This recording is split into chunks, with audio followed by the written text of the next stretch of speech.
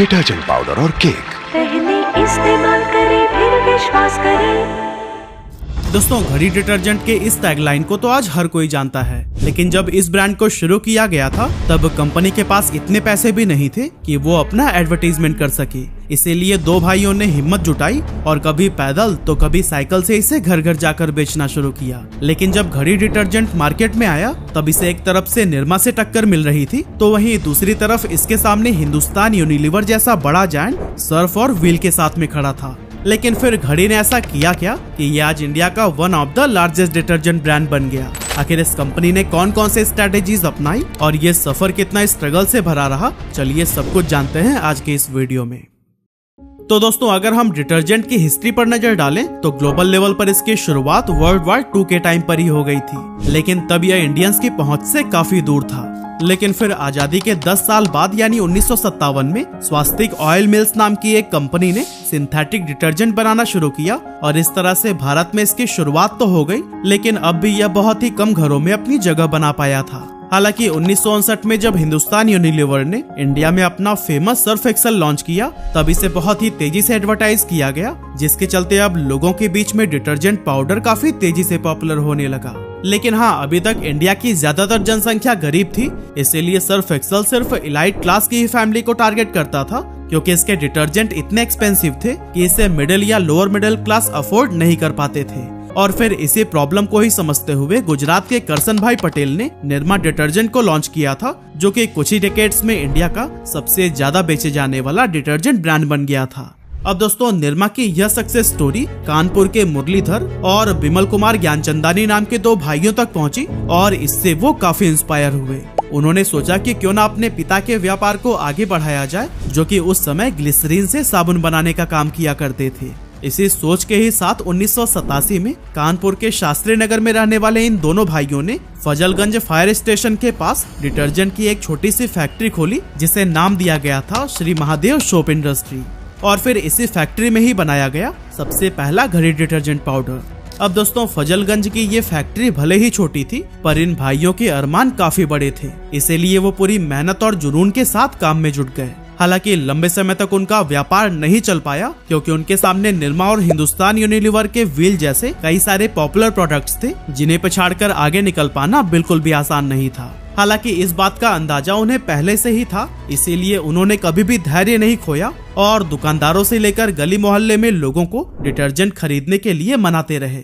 हालांकि जब काफी कोशिशों के बाद भी मुनाफा नहीं हो पा रहा था, तो वो समझ गए कि उन्हें कुछ ऐसा करना होगा जो बाकी की कंपनीज नहीं कर रही हैं। उस दौर में जहां ज्यादातर वॉशिंग पाउडर पीले या फिर नीले रंग के होते थे, इन्होंने सफेद रंग का वॉशिंग पाउडर बनाकर बाजार में उतारने का फैसला किया। इसके अलावा ज्ञानचंदानी ब्रदर्स ने एक मजबूत और जुबान पर चढ़ जाने वाली टैगलाइन भी दी, पहले इस्तेमाल करें फिर विश्वास करें। ये टैगलाइन लोगों को बहुत पसंद आई और उन्होंने सोचा कि जब कंपनी को अपने प्रोडक्ट पर इतना भरोसा है तो फिर क्यों ना इसे हम एक बार आजमा कर ही देखें। और फिर जब लोगों ने इसका इस्तेमाल किया तो इस डिटर्जेंट की भर भर के झाग और सफेदी लोगों को खूब पसंद आई।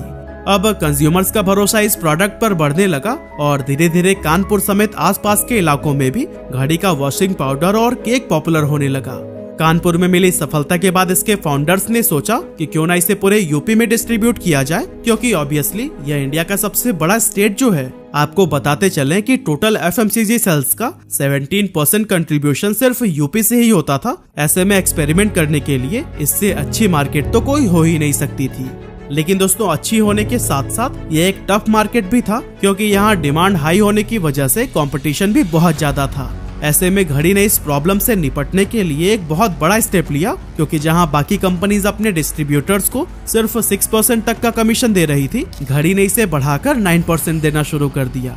अब ज्यादा कमीशन का असर ये हुआ कि दूसरी कंपनीज के प्रोडक्ट्स के मुकाबले डिस्ट्रीब्यूटर्स घड़ी को ज्यादा प्रेफर करने लगे, और यही वजह थी कि घड़ी की अवेलेबिलिटी और विजिबिलिटी मार्केट में बहुत ज्यादा बढ़ गई और अब ये गली मोहल्ले की हर छोटी से छोटी दुकान पर इजीली मिलने लगा था, जिससे कंपनी की सेल्स बहुत तेजी से बढ़ने लगी। लेकिन दोस्तों, ज्यादा कमीशन देने का मतलब यह भी था कि घड़ी को अब बहुत कम प्रॉफिट के साथ में अपना बिजनेस रन करना पड़ रहा था और इनके सामने लॉस में जाने का भी खतरा मंडराने लगा। और दोस्तों, इस तरह के प्रॉब्लम से ही निपटने के लिए उन्होंने खर्च में कई तरह की कटौती करनी शुरू कर दी। जैसे कि कंपनी ने ट्रांसपोर्टेशन कॉस्ट को कम करने के लिए हर 200 से 300 किलोमीटर की दूरी पर एक छोटी यूनिट या फिर डिपो बनाना शुरू कर दिया, जिससे न सिर्फ ट्रांसपोर्टेशन का खर्च कम हुआ बल्कि लोगों तक प्रोडक्ट्स पहले के मुकाबले और भी जल्दी पहुंचने लगा। इस तरह से कुछ ही सालों में यूपी के अंदर घड़ी डिटर्जेंट सबसे ज्यादा पसंद किया जाने वाला ब्रांड बन गया। और फिर इस कामयाबी ने कंपनी को आसपास के राज्यों में भी एंटर करने को मोटिवेट किया, जिसके बाद से बिहार, मध्य प्रदेश और ऐसे ही यूपी से सटे कई स्टेट में घड़ी को बेचना शुरू किया गया। अब दोस्तों, यूपी की वजह से मार्केट का पूरा आइडिया तो घड़ी डिटर्जेंट को लग ही गया था, इसीलिए धीरे धीरे दिल्ली और मुंबई जैसे बड़े शहरों में भी इसने पैर पसारने शुरू कर दिए। और फिर घड़ी ने 2002 तक 500 करोड़ रुपए की सेल्स को अचीव कर लिया था, जो कि कंपनी के लिए बहुत बड़ी कामयाबी थी। इसके बाद से कंपनी ने और भी कई सारे प्रोडक्ट्स को बनाना शुरू कर दिया और ये एफएमसीजी मार्केट में अपनी प्रेजेंस को स्ट्रॉन्ग बनाने में लग गए। ज्ञानचंदानी ने अपनी सभी प्रोडक्ट्स को एक दूसरे के साथ इंटीग्रेट करने के लिए साल 2005 में श्री महादेव सोप इंडस्ट्री का नाम बदलकर रोहित सर्फेक्टेंट्स प्राइवेट लिमिटेड यानी कि RSPL कर दिया, ताकि इनके ऑपरेशंस को आसान बनाया जा सके। इसी दौरान कम इनोवेशंस और बदलते मार्केट ट्रेंड की वजह से निरमा धीरे धीरे अपनी पोजीशन खोता जा रहा था, जिसका भरपूर फायदा घड़ी को मिलने लगा और फिर घड़ी निरमा के मार्केट शेयर को कैप्चर करता चला गया। साथ ही घड़ी ने कई सारे और सेक्टर्स में भी अपने प्रोडक्ट्स लॉन्च किए, जैसे कि साल 2010 में RSPL ने हरिद्वार में एक यूनिट की शुरुआत की, जहां से hair oil, shampoo, toothpaste, moisturiser, shaving cream और लिक्विड हैंड वॉश की तरह नए नए प्रोडक्ट्स को मार्केट में उतारा गया। इसके नेक्स्ट ईयर यानी 2011 में घड़ी, व्हील और निरमा जैसे कई सारे ब्रांड्स को पीछे करते हुए इंडियन डिटर्जेंट मार्केट का लार्जेस्ट प्लेयर बन गया। लेकिन ये सब हुआ कैसे? क्या सिर्फ डिस्ट्रीब्यूटर्स को ज्यादा कमीशन देकर और व्हाइट डिटर्जेंट बनाकर कोई कंपनी इतने कम समय में इतना ज्यादा सफल हो सकती है? जवाब है बिल्कुल नहीं, क्योंकि घड़ी ने ऐसी कई सारे स्ट्रैटेजीज अपनाई जिन्होंने इसकी कामयाबी में बहुत अहम रोल निभाए हैं।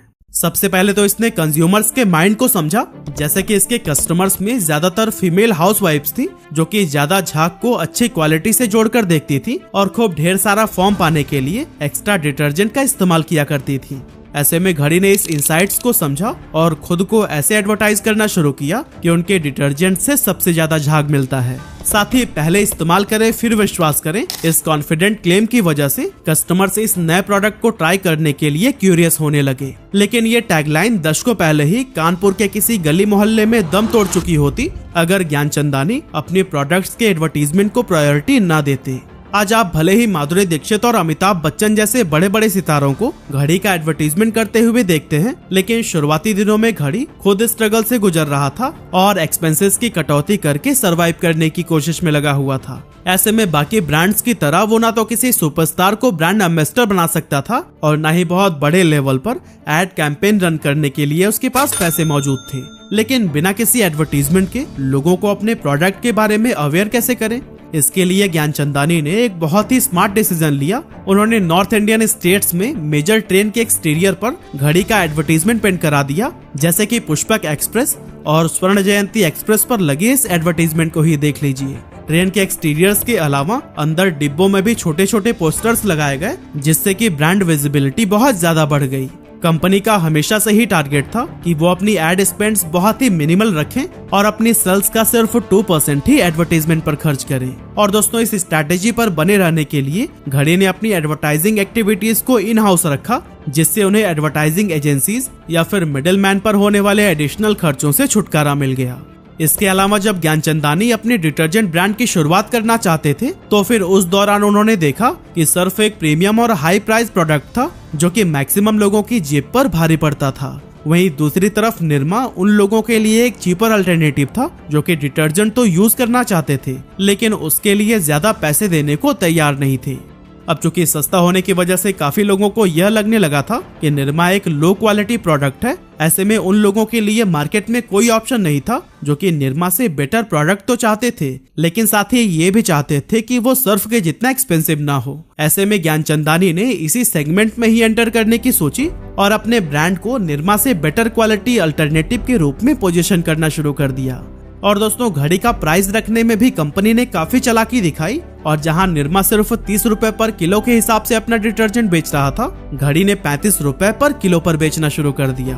हालांकि ये एक रिस्की फैसला भी था, क्योंकि निरमा घड़ी का सबसे बड़ा कॉम्पिटिटर और मार्केट लीडर था, ऐसे में ज्यादा कीमत के साथ उसे बीट करना कंपनी के लिए एक बहुत बड़ा चैलेंज बन गया। लेकिन घड़ी ने अपने प्रोडक्ट की क्वालिटी पर कॉन्फिडेंस रखा और अपने एडवर्टाइजिंग कैंपेन्स के थ्रू कंज्यूमर्स को इनकरेज करता रहा। और फिर धीरे धीरे लोगों में यह परसेप्शन बन गया कि घड़ी सस्ते में एक प्रीमियम प्रोडक्ट है। अब दोस्तों, जब कंपनी एक छोटी सी फैक्ट्री के साथ शुरू हुई थी, तब इसके फाउंडर्स को ये पता था कि इस समय उनके पास इतनी पूंजी नहीं थी कि वो अपने प्रोडक्ट को नेशनल लेवल पर डिस्ट्रीब्यूट कर सकें। इसीलिए उन्होंने बहुत छोटे गोल से शुरुआत की और सिर्फ कानपुर के मार्केट को टारगेट किया। अब जब कानपुर में ब्रांड सफल हो गया तो अपने होम स्टेट यानी कि उत्तर प्रदेश पर फोकस किया। और फिर यहाँ पर मेरी सफलता के बाद कंपनी के पास इतने पैसे तो आ गए थे कि अगर वो चाहते तो फिर एग्रेसिव होकर दूर दराज के इलाकों में अपने प्रोडक्ट्स को डिस्ट्रीब्यूट कर सकते थे। लेकिन उन्होंने अपने पड़ोसी राज्यों जैसे कि एमपी, बिहार, पंजाब और हरियाणा को चुना ताकि उन्हें समझ आ सके कि यूपी के अलावा बाकी के कंज्यूमर्स की डिमांड क्या है, वहाँ किस तरह के एड कैंपेन काम करते हैं और कैसे अपने प्रोडक्ट्स को वहाँ के रीजन के साथ में जोड़ा जा सकता है। इसके लिए घड़ी ने कई सारे मैजिक शो करवाए, मेले में अपने स्टॉल लगवाए, एग्जीबिशंस में प्रोडक्ट्स का शोकेस किया और इसी तरह की कई सारे स्ट्रैटेजीज पर काम किया, जिसके चलते टायर 2 और टायर 3 के लोग भी इस ब्रांड के साथ में कनेक्ट होने लगे। और फिर देखते ही देखते ये पूरे देश का पसंदीदा ब्रांड बन गया। यही वजह है कि आज देश में बिकने वाले हर 4 डिटर्जेंट ब्रांड्स में से एक घड़ी का ही बिकता है। कंपनी का संचालन आज भी पूरी तरह से परिवार के ही हाथों में है। मुरली और बिमल ज्ञानचंदानी डेली ऑपरेशंस को हैंडल करते हैं, वहीं ब्रांड की मार्केटिंग बिमल के बेटे संभालते हैं और मुरली के बेटे भी कंपनी का एक खास हिस्सा हैं। लेकिन दोस्तों, आपको बता दें कि इनका व्यापार डिटर्जेंट के अलावा डेयरी सेक्टर में भी बहुत मजबूती से फैला हुआ है और आप में से बहुत से लोग होंगे जो कि इनके डेयरी ब्रांड नमस्ते इंडिया के बारे में जरूर जानते होंगे। इसके अलावा 1995 में कंपनी ने मैन्युफैक्चरिंग बिजनेस में भी कदम रख दिया था और लियान ग्लोबल प्राइवेट लिमिटेड की स्थापना की थी। और दोस्तों, ये वही लियान ग्लोबल है जिसके रेड चीफ बूट्स को आप बहुत शौक से पहना करते हैं। अब अगर इस समय के परफॉर्मेंस को हम देखें तो घड़ी डिटर्जेंट अपने सेगमेंट में बहुत अच्छा कर रहा है, लेकिन इससे भी इनकार नहीं किया जा सकता कि इस सेगमेंट में कंपटीशन बहुत ज्यादा टफ है और घड़ी को सिर्फ सर्फ या एरियल जैसे बड़े प्लेयर्स से ही नहीं बल्कि निरमा, फेना, मिस्टर वाइट जैसे कई सारे रीजनल ब्रांड्स भी टक्कर दे रहे हैं। तो दोस्तों, जिस तरह से शुरुआत में निरमा घड़ी डिटर्जेंट के लिए प्रेरणा बना था, आज भी उसी को ही सामने रखते हुए निरमा की पास्ट मिस्टेक से घड़ी को सबक लेना चाहिए और अपनी ग्रोथ को सस्टेन करने के लिए कुछ स्ट्रैटेजिक स्टेप्स लेने चाहिए। जैसे कि घड़ी को अपनी R&D में ज्यादा से ज्यादा इन्वेस्ट करना चाहिए, नए प्रोडक्ट्स को डेवलप करने और एग्जिस्टिंग प्रोडक्ट को इम्प्रूव करने पर ध्यान देना चाहिए ताकि वो मार्केट में आगे बने रह सके। साथ ही घड़ी के लिए बदलती मार्केट डिमांड और कंज्यूमर प्रेफरेंस को समझना भी बहुत जरूरी है, वरना ये भी निरमा की तरह पीछे छूट सकता है। इसके अलावा एक चीज और है जिस पर घड़ी को जरूर काम करना चाहिए और वो है इसका डिस्ट्रीब्यूशन नेटवर्क। अब आप सोच रहे होंगे कि आखिर इसमें क्या खराबी आ गई। असल में घड़ी एक डिटर्जेंट ब्रांड है, ये बात नॉर्थ साइड के कुछ स्टेट के लोग ही जानते हैं, जबकि साउथर्न स्टेट इससे अभी भी पूरी तरह से अनजान है। ऐसे में घड़ी को अपनी लेगेसी कायम रखने के लिए चाहिए कि वो अपना पैन इंडिया प्रेजेंस एस्टेब्लिश करे ताकि उसे और भी बड़ा कंज्यूमर बेस मिल पाए। और दोस्तों, अगर घड़ी इन स्ट्रैटेजीज को अडॉप्ट करता है तो फिर वो अपनी करंट सक्सेस व लेगेसी को लंबे समय तक कायम रख सकता है।